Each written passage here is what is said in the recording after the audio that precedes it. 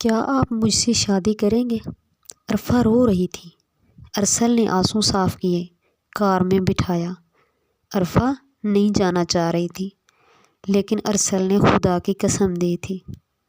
گھر لے گیا، عرفہ کے آنسو صاف کیے۔ اب رونا نہیں بالکل۔ فجر کی اذان ہونے لگی۔ ارسل نے نماز ادا کی۔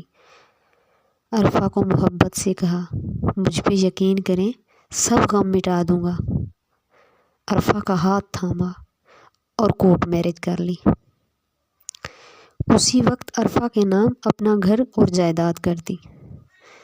زندگی کب کہاں رخ بدل دے کون جانتا ہے، اور اللہ بے شک بہتر فیصلے کرنے والا ہے۔ جو عرفہ اتنا درد سہ چکی تھی، وہ پل بھر میں کروڑوں کے گھر کی مالکن بن گئی تھی۔ جو ارسل کسی کی بے وفائی پہ مرنے جا رہا تھا، وہ عرفہ کی باہوں میں جینے لگا تھا۔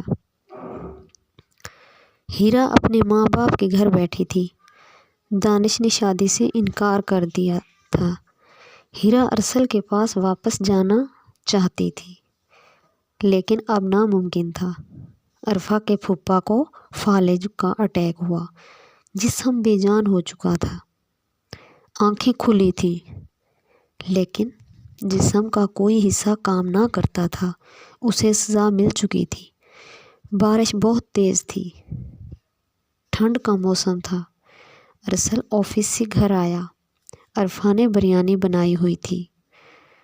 عرفہ میری جان، بہت بھوک لگی ہے، کھانا لگاؤ۔ جلدی سے عرفہ نے ہاتھ سے بیگ پکڑا۔ ارسل آپ چینج کر لو، میں ابھی کھانا لگاتی ہوں۔ ارسل مسکراتے ہوئے ٹی وی کے سامنے بیٹھا۔ عرفہ کھانا لے آئی۔ ارسل پیار سے بولا، قسم سے عرفہ آپ کے ہاتھ کی بریانی دیوانہ کر دیتی ہے۔ عرفہ کندھے پہ سر رکھ کے بولی، ارسل میں آج ڈاکٹر پاس گئی تھی، آپ بابا بننے والے ہیں۔ ارسل نے خوشی سے سینے لگایا۔ آئی لو یو میری جان، اور عرفہ کے لیے ایک شعر پڑھا، میں نے تنہا جو لکھی تھی کبھی، وہ شاعری بن گئے ہو تم۔ دوستو